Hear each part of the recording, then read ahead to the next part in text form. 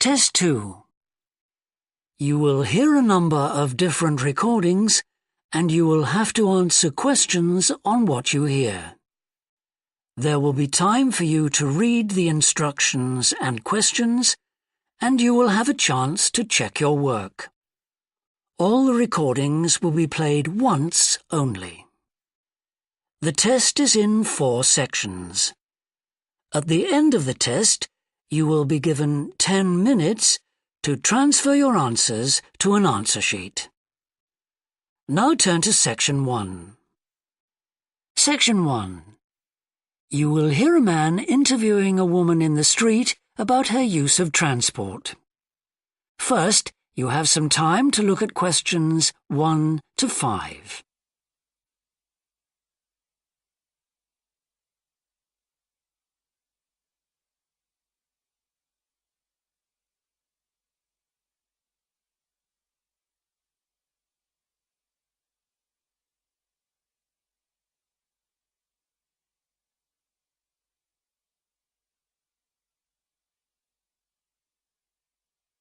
You will see that there is an example that has been done for you.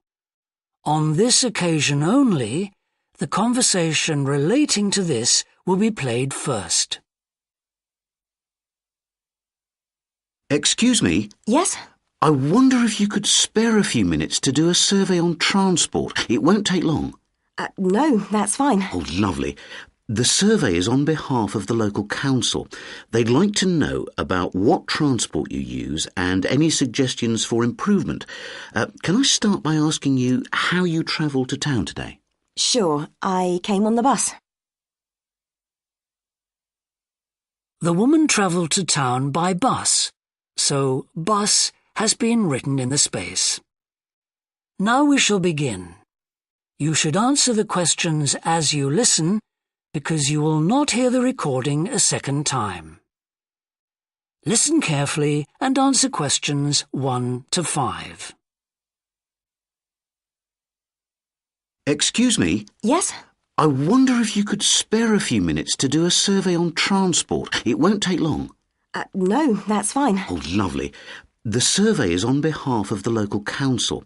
They'd like to know about what transport you use and any suggestions for improvement. Can I start by asking you how you travelled to town today? Sure, I came on the bus. Great. Now, can I get a few details about yourself? OK. What's your name? It's Louisa. Yes. Hardy. Can you spell that, please? Yes, it's Hardie. Great, thanks. And can I have your address? It's 19 Whitestone Road. Oh, right, I know that area. It's Bradfield, isn't it? That's right. Is the postcode GT7? It's actually GT8 2LC. Great. And could I ask what your job is? Are you a student? I've actually just finished my training. I'm a hairdresser. Oh, right. And one more question in this section. What is the reason for you coming into town today?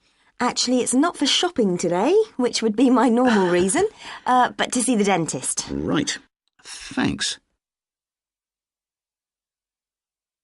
Before you hear the rest of the interview, you have some time to look at questions 6 to 10.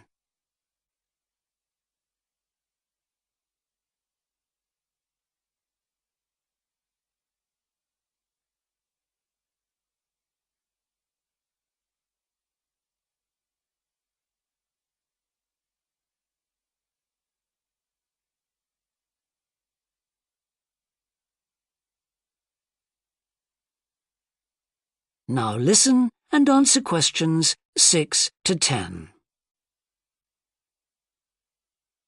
Now, in this last section, I'd like you to give us some ideas about the facilities and arrangements in the city for getting to and from work. Any suggestions you have for improvements? Well, something I've thought about for some time is that when I do walk and I'm doing a later shift, I think the lighting should be better. Yes, good point. And of course, I think it's a real shame they've been cutting down on the number of footpaths. They should have more of those. Then people would walk more. Yes, right. And I don't think there are enough trains. That's why I don't use them. You have to wait so long. Thanks. And finally, I'd like to ask your opinion on cycling. As you may know, there's a drive in the city to get more people to cycle to work. Right. But we realise that there are things which the council, but also employers, might do to help encourage workers to cycle to work. Yeah. Well, I have thought about it, and where I work, there are no safe places to leave your bikes. OK. And also, I'd have to cycle uphill, and on a hot day, I'd arrive at work pretty sweaty, so I think I'd need a shower somewhere at work. Right. And I suppose the last thing is that I wouldn't be all that confident about cycling on such busy roads. I think I'd like to see you offering training for that. You know, I'd feel a lot better about starting if that was the case. Well, that's very helpful. Thank you very much for your time. No problem. Bye. That is the end of section 1. You now have half a minute to check your answers.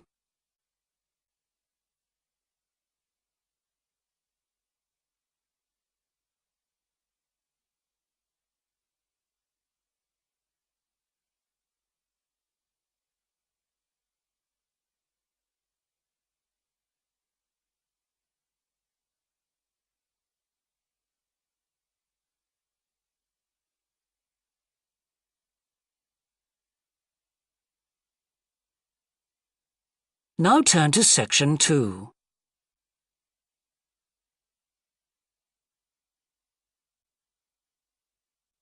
Section 2. You will hear a representative of a city council giving information about 2 new facilities which are opening soon in the city. First, you have some time to look at questions 11 to 14.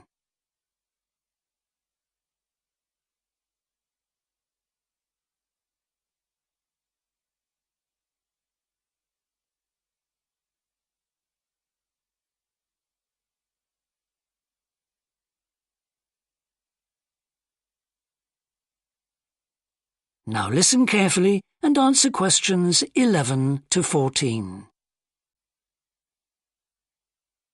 Good morning. I'm very pleased to have this opportunity to say a little about 2 exciting new developments in the city: the Brackenside open-air swimming pool and the Children's Adventure Playground in Central Park. As many of you may know, the idea for these initiatives came from you, the public, in the extensive consultation exercise which the City Council conducted last year. And they have been realised using money from the SWRDC, the South West Regional Development Commission. First of all, Brackenside Pool. As many of the older members of the audience will remember, there used to be a wonderful open-air pool on the seafront 30 years ago, but it had to close when it was judged to be unsafe. For the design of this new heated pool, we were very happy to secure the talents of internationally renowned architect Ellen Wendon, who has managed to combine a charming 1930s design, which fits in so well with many of the other buildings in the area, with up-to-the-minute features such as a recycling system, the only one of its kind in the world, which enables seawater to be used in the pool. Now, there's been quite a bit of discussion in the local press about whether there would be enough room for the number of visitors we're hoping to attract, but the design is deceptive, and there have been rigorous checks about capacity. Also, just in case you were wondering, we're on schedule for a June the 15th opening date, and well within budget. A testimony to the excellent work of local contractors Hickman's. We hope that as many people as possible will be there on June the 15th. We have engaged award-winning actress Coral White to declare the pool open, and there'll be drinks and snacks available at the poolside. There'll also be a competition for the public to decide on the sculpture we plan to have at the entrance. You will decide which famous historical figure from the city we should have. Before you hear the rest of the talk, you have some time to look at questions 15 to 20.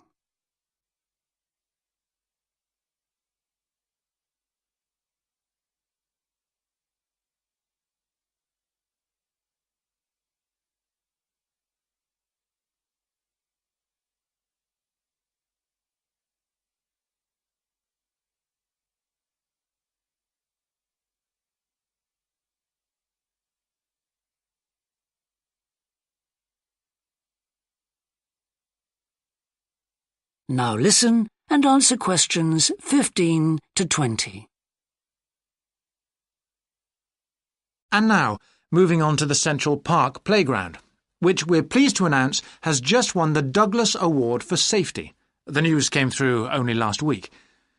The unique design is based on the concept of the global village, with the playground being divided into 6 areas showing different parts of the world, each with a representative feature.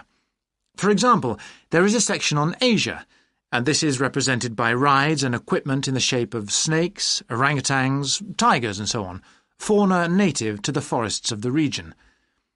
Moving south to the Antarctic, we couldn't run to an ice rink, I'm afraid, but opted instead for climbing blocks in the shape of mountains. I thought they could have had slides for the glaciers, but the designers did want to avoid being too literal. Then on to South America, and here the theme is El Dorado, games replicating the search for mines full of precious stones. And then, moving up to North America, here there was considerable debate. I know the contribution of cinema and jazz was considered, but the designers finally opted for rockets and the International Space Station. Eastwards to Europe then, and perhaps the most traditional choice of all the areas, medieval castles and other fortifications. Then last but not least, moving south to Africa, and a whole set of wonderful mosaics and trails to represent the great rivers of this fascinating and varied continent. Now, the opening date for our global playground is the 10th of July, and again, we'd love to see you there. So, make a date and come and see this magnificent, original new amenity right in the heart of the city. That is the end of section 2. You now have half a minute to check your answers.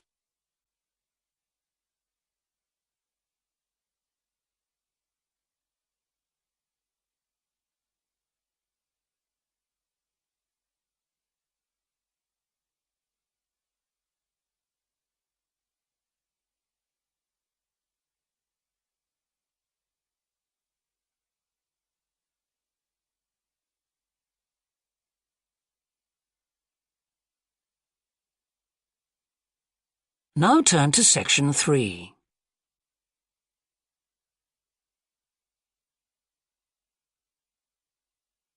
Section 3. You will hear 2 anthropology students called Victor and Olivia discussing their joint presentation about a Norwegian explorer called Thor Heyerdahl.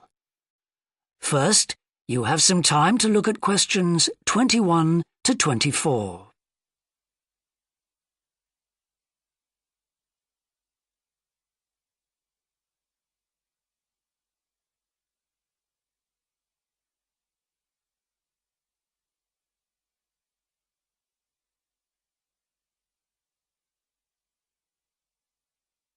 Now listen carefully and answer questions 21 to 24.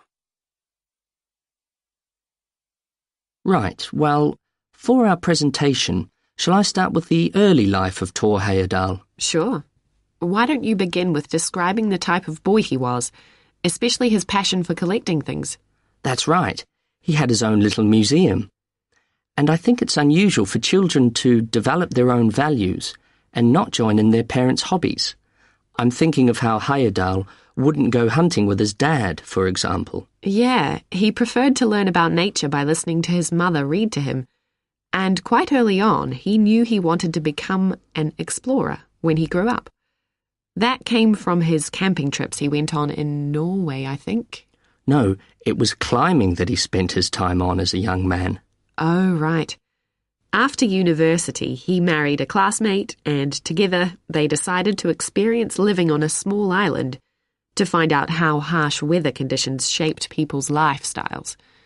As part of their preparation, before they left home, they learnt basic survival skills, like building a shelter. I guess they needed that knowledge in order to live wild in a remote location with few inhabitants, cut off by the sea, which is what they were aiming to do.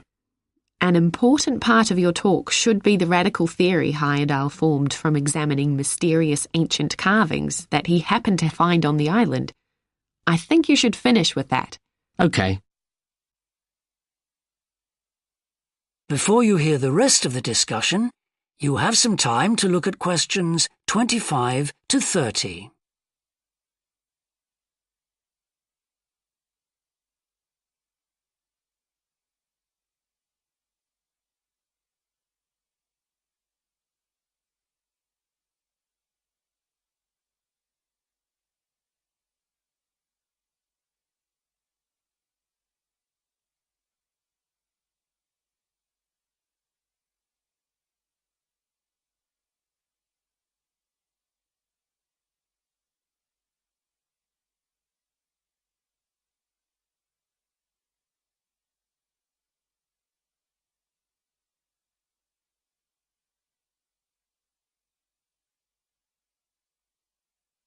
Now listen and answer questions 25 to 30. All right, Victor, so after your part, I'll talk about Thor Heyerdahl's adult life, continuing from the theory he had about Polynesian migration. Up until that time, of course, academics had believed that humans first migrated to the islands in Polynesia from Asia in the west. Yes, they thought that travel from the east was impossible because of the huge empty stretch of ocean that lies between the islands and the nearest inhabited land. Yes, but Heyerdahl spent ages studying the cloud movements, ocean currents, and wind patterns to find if it was actually possible. And another argument was that there was no tradition of large shipbuilding in the communities lying to the east of Polynesia. But Heyerdahl knew they made lots of coastal voyages in locally built canoes. Yes, or sailing on rafts, as was shown by the long voyage that Heyerdahl did next. It was an incredibly risky journey to undertake. Sometimes I wonder if he did that trip for private reasons, you know, to show others that he could have spectacular adventures. What do you think, Olivia? Well, I think it was more a matter of simply trying out his idea, to see if migration from the east was possible. Yes, that's probably it. And the poor guy suffered a bit at that time because the war forced him to stop his work for some years. Yes. When he got started again and planned his epic voyage, do you think it was important to him that he achieve it before anyone else did? I haven't read anywhere that that was his motivation. The most important factor seems to have been that he used only ancient techniques and local materials to build his raft. Yes. I wonder how fast it went. Well, it took them 97 days from South America to the Pacific Islands. And after that, Heyerdahl went to Easter Island, didn't he? We should mention the purpose of that trip. I think he sailed there in a boat made out of reeds. No, that was later on in Egypt, Olivia. Oh, yes, that's right. But what he wanted to do was talk to the local people about their old stone carvings and then make one himself to learn more about the process. I see. Well, what a great life. Even though many of his theories have been disproven, he certainly left a lasting impression on many disciplines, didn't he? To my mind, he was the first person to establish what modern academics call practical archaeology. I mean that they try to recreate something from the past today, like he did with his raft trip. It's unfortunate that his ideas about where Polynesians originated from have been completely discredited. Yes. Right, well, I'll prepare a PowerPoint slide at the end that acknowledges our sources. I mainly used The Life and Work of Thor Heyerdahl by William Oliver. I thought the research methods he used were very sound, although I must say I found the overall tone somewhat old-fashioned. I think they need to do a new, revised edition. Yeah, I agree. What about the subject matter? I found it really challenging. Well, it's a complex issue. I thought the book had lots of good points. What did you think of the illustration? That is the end of section 3. You now have half a minute to check your answers.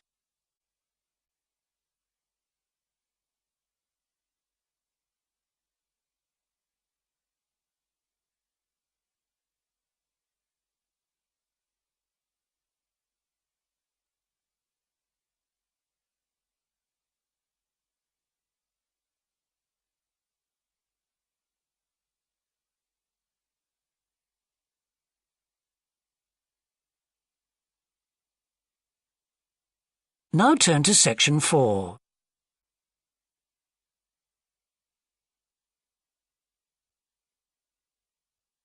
Section 4. You will hear a business student predicting how management might change in the next few years. First, you have some time to look at questions 31 to 40.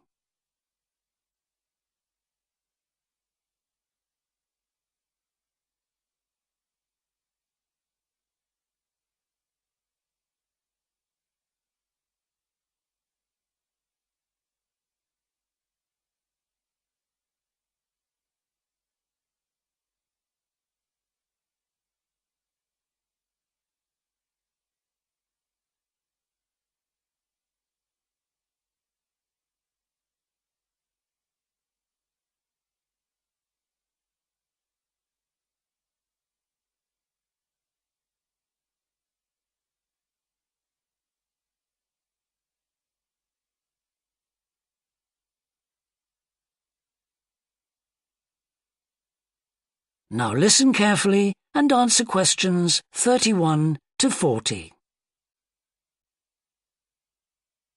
Well, I've been talking to managers in a number of businesses and reading surveys about the future of management. And what I'm going to present in this seminar is a few ideas about how the activity is likely to change in the next 10 years.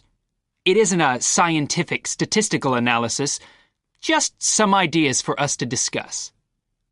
One area I want to mention is business markets, and I'm sure a really significant development will be a major increase in competition, with companies from all around the world trying to sell similar products. Consumers will have much more choice. For instance, food products sold in Australia might be manufactured in the USA, China, Finland, and dozens of other countries. At the same time, mergers and takeovers mean that governments are actually losing power to major global corporations. We can probably all think of companies that exert a great deal of influence, which may be good for consumers. A third point I want to make about markets is that in the rapidly expanding economies, such as India, China, Brazil, and Russia, demand is growing very fast. This is putting pressure on resources all over the world. I think businesses are becoming more open to external influences. In particular, companies are consulting customers more and more before making their business decisions. Companies are finding out what they want and providing it, instead of making products and then trying to sell them, which is the model of years ago. Another influence is that concerns about the environment will force manufacturers to extend product life cycles to reduce the amount of pollution and waste. And, in some cases, regulation will need to be strengthened. Many societies are much more fluid and democratic, and the structure of companies is changing to reflect that. I think we're going to see a greater emphasis within companies on teams created with a specific project in mind. And when they're completed, the teams will be disbanded and new ones formed. More and more people see work as simply one part of their lifestyle, and not the most important one. And as the workforce is shrinking in some countries, businesses are having to compete for staff instead of being able to choose among a lot of applicants. Typical examples that will attract and retain staff are traditional ones like flexible hours and, something that has been made possible by advances in technology, remote working, with people based at their home, abroad, or almost anywhere they choose.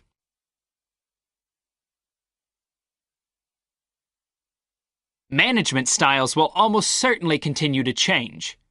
Senior managers will require a lot more than the efficiency that they've always needed. Above all, they'll need great skills in leadership so that their organization can initiate and respond to change in a fast-moving world where they face lots of competing requirements and potential conflicts. In most of the world, the senior managers of large businesses are mainly men in their 50s and 60s, The predominant style of management will almost certainly become more consultative and collaborative, caused, above all, by more women moving into senior management positions. Many of the changes are influenced by developments in the wider economy. The traditional emphasis of business was manufacturing, and of course the service sector is very important. But we shouldn't overlook the growing financial contribution of IP, that is, intellectual property. Some books and films generate enormous sums from the sale of related DVDs, music, games, clothes, and so on. Another point I'd like to make is that although I've been talking about companies, one trend that they have to face is the move away from people working for the same employer for years. Instead, more and more people are becoming self-employed to gain the freedom and control over their lives that they're unlikely to get from being employed. Okay, well, that's all I want to say, so let's open it up for discussion. That is the end of section 4. You now have half a minute to check your answers.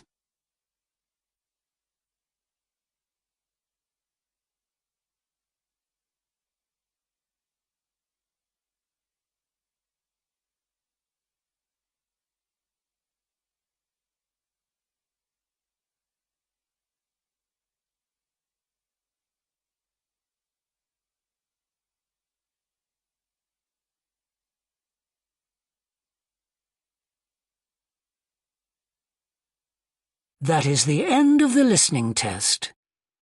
In the IELTS test, you would now have 10 minutes to transfer your answers to the answer sheet.